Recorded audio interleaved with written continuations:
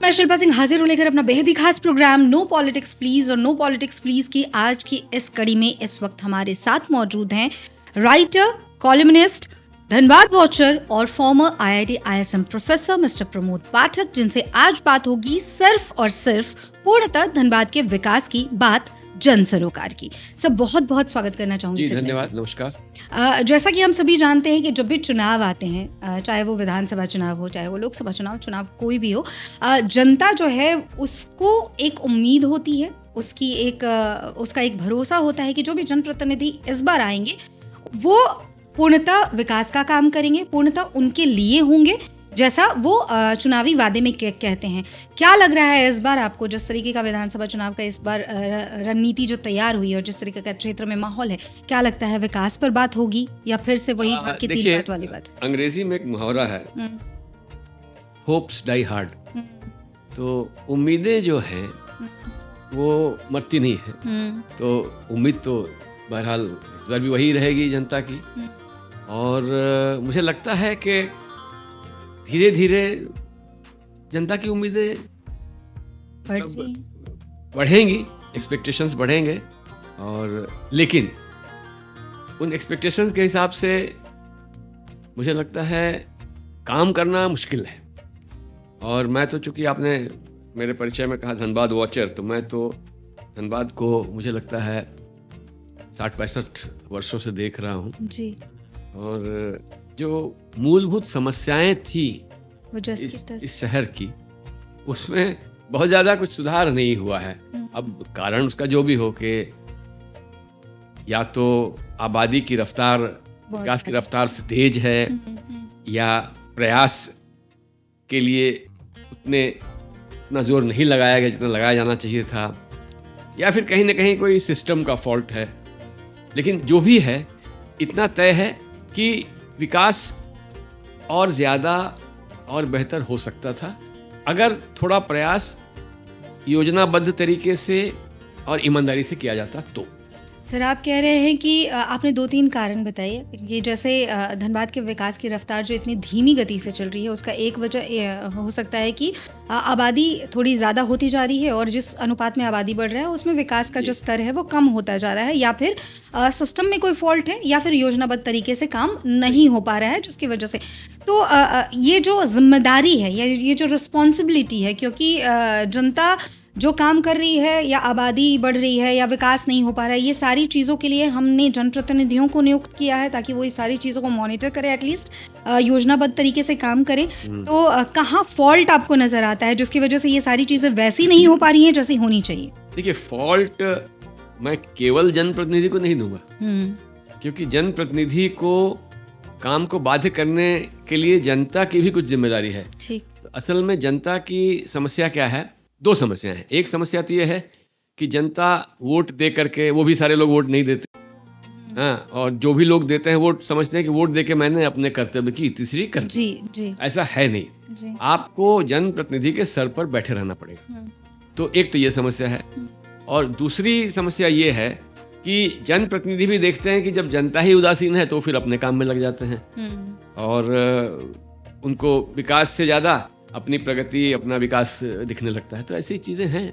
जिस तरीके से सर ने अभी बात कही कि जनता को भी चाहिए कि जब हम वोट कर देते हैं तो हमें ये नहीं सोचना चाहिए कि हमारा कर्तव्य यहीं पूरा हो गया, अगर हमें कोई चीज़ें, जो भी समस्याएं हैं, क्योंकि बिल्कुल आप सही कह रहे हैं सर कि जनप्रतिनिधि भी कहीं ना कहीं उनका भी क्षेत्र वर्ग बड़ा होता है और सारी जगहों की समस्याओं को जान पाना थोड़ा मुश्किल होता है। तो जनता को भी चाहिए कि अगर उनकी समस्याएं कोई हैं तो उन समस्याओं को लेकर वो बिल्कुल जाएँ और उन समस्याओं पर बात करें, खुद भी कोशिश करें, खुद भी प्रयास करें, और जनप्रतिनिधियों के माध्यम से जो भी उनको उसमें मतलब लाभ मिल सकता है या जो सहूलियत हो सकती है उसको लेने का प्रयास जरूर होना चाहिए। सर, आपने कहा कि 65 वर्षों से लगभग आप धनबाद को वॉच कर रहे हैं, बहुत मॉनिटर कर रहे हैं। विकास की बात आपने कही कि विकास का जो रफ्तार है वो धीमा है। मैं जानना चाहूंगी कि वो कौन सी मूलभूत समस्याएं इस वक्त आपको दिख रही हैं धनबाद में जिसका निराकरण होना अत्यधिक आवश्यक है? देखिए, धनबाद के विकास के लिए जो मूलभूत समस्याएं हैं, अगर आप शुरू से देखें तो एक तो इंफ्रास्ट्रक्चर वीक है हमारा, और इंफ्रास्ट्रक्चर के साथ जो सपोर्ट सिस्टम है, जैसे खास करके बिजली की समस्या 20 साल पहले भी थी, 30 साल पहले भी थी, 40 साल पहले भी थी, 50 साल पहले भी थी, आज भी है। पानी। हम्म, पानी की समस्या आज भी कई क्षेत्र ऐसे हैं काफी जहाँ विकराल है। हैं? बहुत जगह काफी विकराल है हाँ, स्थिति। जहाँ की जनता की मुझे लगता है 60 से 70% ऊर्जा पानी के जुगाड़ में ही लग जाती है। बिल्कुल। और वही हाल सड़क का है। आप आज जैसे अगर मान लीजिए मैं रहता हूँ उधर जोड़ा फाटक के साइड में शक्ति मंदिर के पास, उधर से मुझे अगर गया पुल पार करके इस तरफ आना पड़ता है तो मुझे सोचना पड़ता है ये एक युद्ध जीतने के बराबर है। तो वो भी चला आ रहा है, सड़क बनता है तो उस पर एंक्रोचमेंट बढ़ जाता है। तो ये समस्या आज भी है। इसी तरह जो शिक्षा की समस्या है, उच्च शिक्षा, उसमें हम पिछड़े हैं। जो चिकित्सा की समस्या है उसमें हम पिछड़े हैं। आज भी जो लोग अफोर्ड कर सकते हैं वो धनबाद में इलाज नहीं कराना चाहते हैं। एक दो अस्पताल आए हैं जो सुपर स्पेशलिटी या जो भी हो, लेकिन वहाँ भी लोग संतुष्ट नहीं है। वो मजबूरी का ही मतलब एक रास्ता है। तो जो समस्याएं, बल्कि मुझे लगता है कि एक समय ऐसा था जब हमारे यहाँ कुछ अस्पताल, जैसे धनबाद का वो जो सेंट्रल हॉस्पिटल था बड़ा अच्छा था, आज वो भी खत्म हो गया। तो कहीं ना कहीं हम लोग जो हमने शुरू में कहा कि विकास का पेस पॉपुलेशन और लोगों के एक्सपेक्टेशन के पेस को मैच नहीं कर रहा है, और ये बहुत ज़रूरी है। तो ये जो तमाम समस्याएं आप बता रहे हैं सर, इसके सुधार के लिए किस तरीके का प्रयास होना चाहिए या क्या होना चाहिए, जिससे, क्योंकि समस्याएं तो 10 की 10 रहेंगी जब तक हम उसके लिए नहीं हों। बेसिकली इसमें मैं आपको एक चीज़ बता दूं, हम लोग अक्सर एक भ्रम पाल लेते हैं कि जैसे मैंने कहा कि वोट देकर इतिश्री कर देना, या हम ये भी भ्रम पालते हैं कि लोकतंत्र का मतलब है कि लोगों को बोलने की आज़ादी। नहीं, लोकतंत्र का असली मतलब ये है कि सरकार सुने। तो सरकार को सुनाना भी आपकी जिम्मेदारी है। और सरकार एक बड़ा व्यापक शब्द है। सरकार में जनप्रतिनिधि तो आपकी तरफ से है, लेकिन उसके अलावा जो एक तंत्र है वो तंत्र सरकार है। तो जनप्रतिनिधि आपके और सरकार के बीच का माध्यम होते हैं। तो अगर वो माध्यम कारगर बनाना है तो उसके लिए आपको प्रयास भी करना पड़ेगा, और जनप्रतिनिधि पर अंकुश लगाने का काम भी आपको करना पड़ेगा।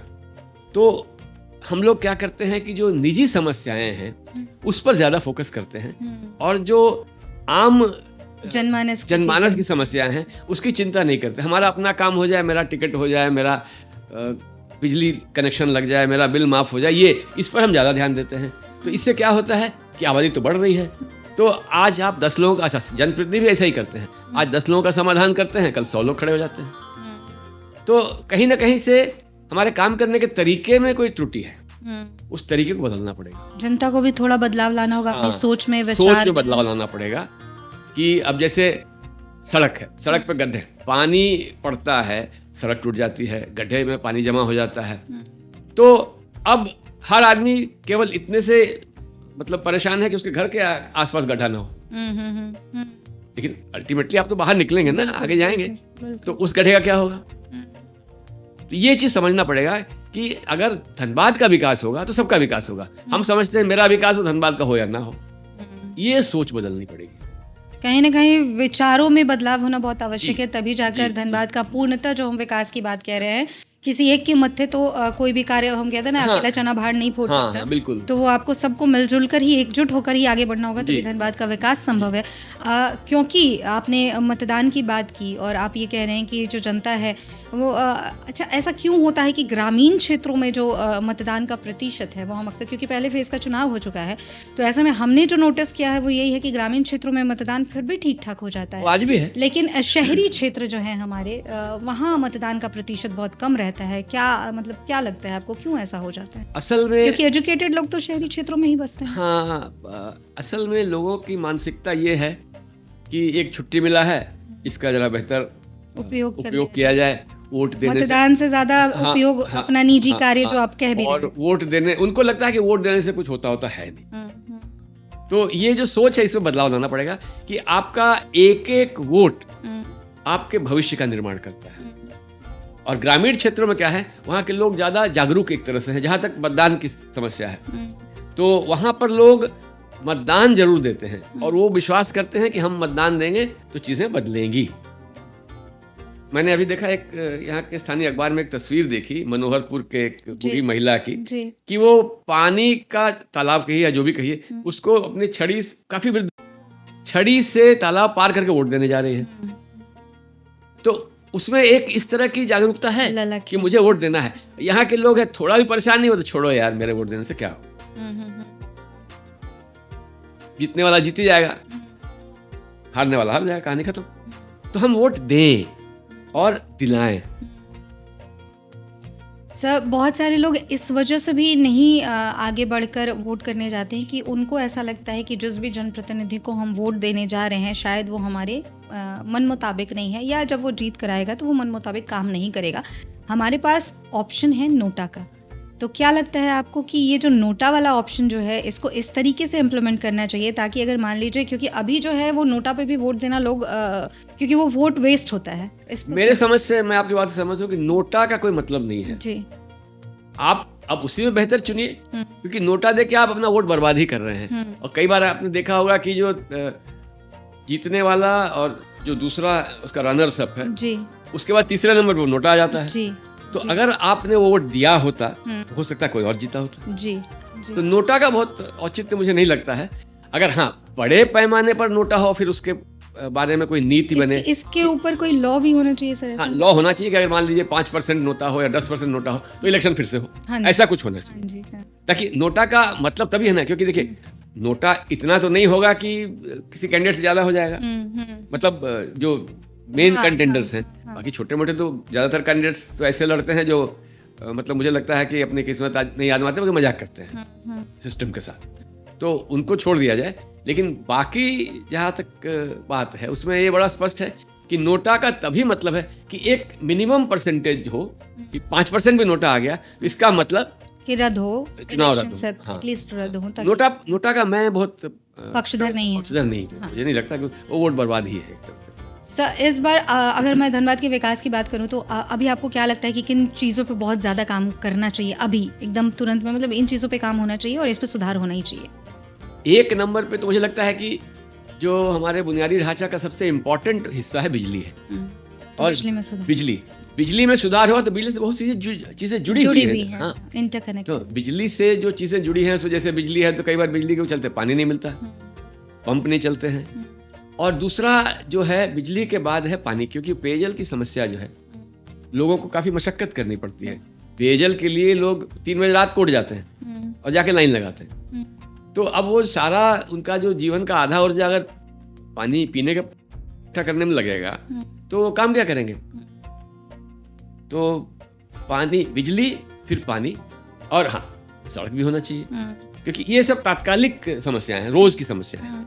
और बाकी चीजें लॉन्ग टर्म प्लान की क्योंकि आप शिक्षा के क्षेत्र से सब जुड़े हैं, तो क्या आपको लगता है कि शिक्षा के क्षेत्र में भी धनबाद में विकास होना अभी बहुत ज्यादा आवश्यक है? बहुत पीछे हम हैं।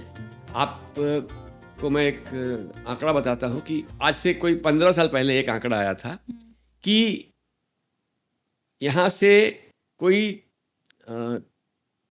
ऐसे कुछ करोड़ पैसा बाहर जाता है हायर एजुकेशन में।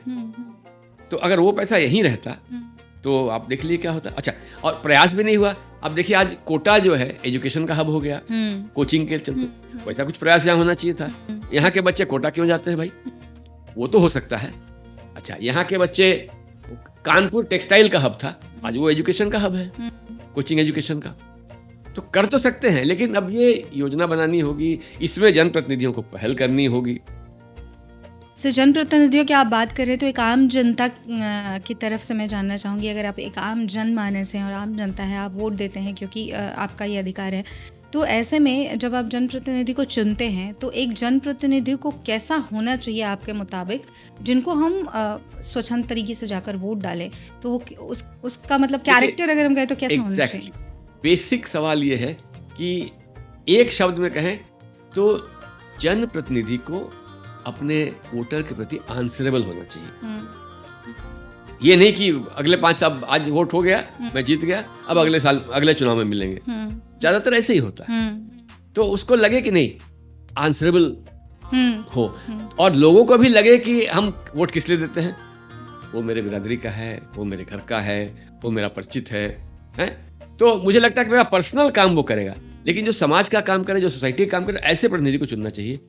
और मुझे लगता है कि एक और चीज़ भी इसमें महत्वपूर्ण है कि जनप्रतिनिधियों को एक ही बार हम मौका देते हैं, फिर उसको वेट करते हैं कि अब काम करेगा मेरा, नहीं करेगा देखा जाएगा, नहीं करेगा तो अगले बार बताएंगे। नहीं, आप रोज के रोज उसको पीछे पड़िए ना।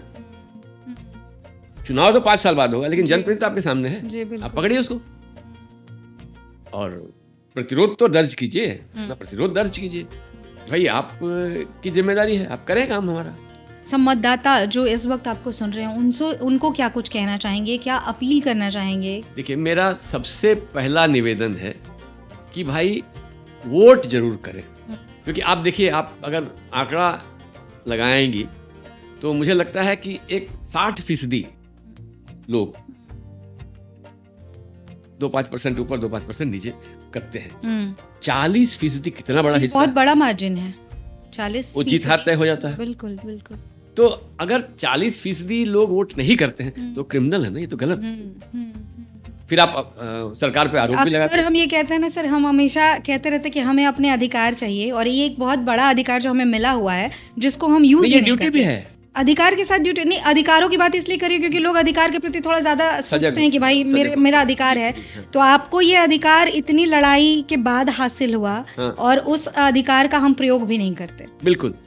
तो ये तो अपने साथ भी एक तरीके से छल कर रहे हैं, गलत कर रहे हैं। वोट तो देना चाहिए।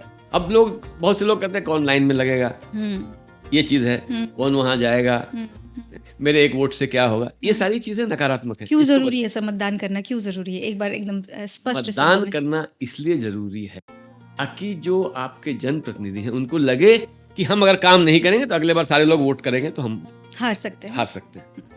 चलिए सर, बहुत बहुत शुक्रिया हमसे बात करने के लिए। जी हाँ, तो इस वक्त मिस्टर प्रमोद पाठक जी को आप सुन रहे थे, जिन्होंने बहुत अच्छे तरीके से समझाया कि हम अक्सर ऐसा करते हैं कि हम अपने जनप्रतिनिधियों पर सारा दोष मढ़ देते हैं, सरकार पर सारा दोष मढ़ देते हैं, और ख़ुद को बिल्कुल साइड कर लेते हैं कि हमारी कोई गलती नहीं है। लेकिन ये बहुत अच्छी बात है कि जब आप जनप्रतिनिधि को चुनकर ले आते हैं तो आपकी भी जिम्मेदारी बनती है कि वो आपके सारे सवालों के जवाब दें। उनको कटघरे में खड़ा करने का काम कहीं ना कहीं आप करते हैं, क्योंकि जब आपकी समस्याएं हैं तो आप अपनी समस्याएं लेकर जनप्रतिनिधि से मिलिए, उनसे क्वेश्चन कीजिए, उनसे सवाल जवाब कीजिए कि ताकि वो आपका काम करें। क्यों?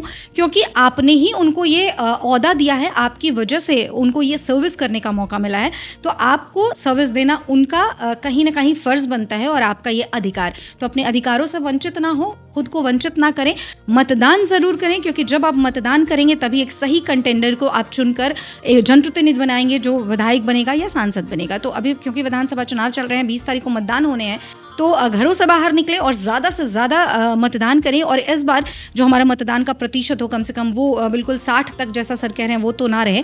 हम 100% तो नहीं कह सकते, लेकिन जितना संभव हो ज़्यादा से ज़्यादा मार्जिन में हमारा मतदान होना चाहिए। मतदान करेंगे तभी जाके आप सही कंटेंडर को, जनप्रतिनिधि को चुनकर अपने बीच ले आ पाएंगे।